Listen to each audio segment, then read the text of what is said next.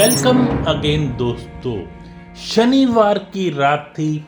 बड़ौदा के व्यापारी नेमीचंद जी को नींद नहीं आ रही थी। लगभग 2 बजे का टाइम था। उठे, अपनी कोठी के कॉरिडोर में घूमने लगे, लेकिन मन बेचैन हो रहा था। मन हुआ बाहर चलता हूँ कहीं। गाड़ी निकाली, लॉन्ग ड्राइव पे चल पड़े।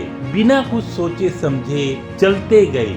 रास्ते में एक बहुत ही प्रसिद्ध मंदिर आया जो 24 घंटे खुला रहता था। गाड़ी रोकी, अंदर चले गए। उन्होंने ये सोचा कि यहाँ पे मैं बैठूंगा तो शायद मेरा मन शांत हो जाएगा। वहाँ पे एक 30 वर्षीय युवक बैठा था, बड़ा ही उदास, परेशान, निराश होके वहाँ पे बैठा था। जैसे ही नेमीचंद ने उस युवक से पूछा कि तुम इतनी रात को यहाँ पे उदास निराश क्यों बैठे हो, क्या बात है? उस युवक ने कहा, मेरी पत्नी बहुत ज़्यादा बीमार है और डॉक्टर ने ऑपरेशन बताया है। कल मुझे 40,000 रुपये जमा करवाने हैं, लेकिन मेरे पास केवल 5,000 रुपये ही हैं, इसलिए मैं भगवान के द्वार आया हूँ। नेमीचंद जी बाहर आते हैं, चेक बुक निकालते हैं और युवक को पूरे 40,000 का चेक दे देते हैं। और युवक ने नेमीचंद जी का दिल से धन्यवाद किया।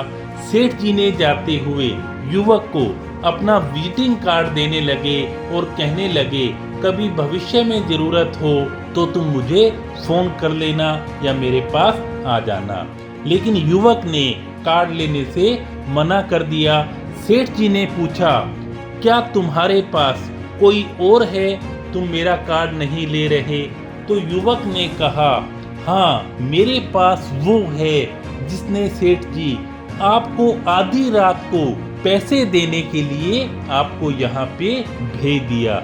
मैं तो बस उसमें ही विश्वास करता हूँ। तो सेठ जी को लगा ये सच कह रहा है, तभी मैं घर में बेचैन हो रहा था और जो मेरी बेचैनी है वो मुझे यहाँ पर ले आई। सच में दोस्तों ऐसा ही होता है।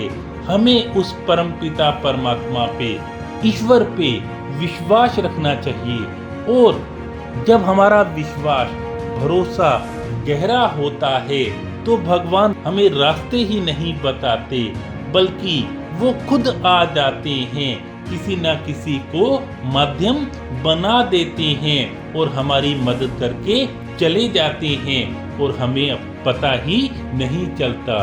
इसलिए हमें अपने जीवन में जो भी काम है वो ईमानदारी से करते रहना चाहिए और जब भी हमें उसकी जरूरत पड़ेगी तो वो किसी ना किसी को भेज ही देंगे, पक्का।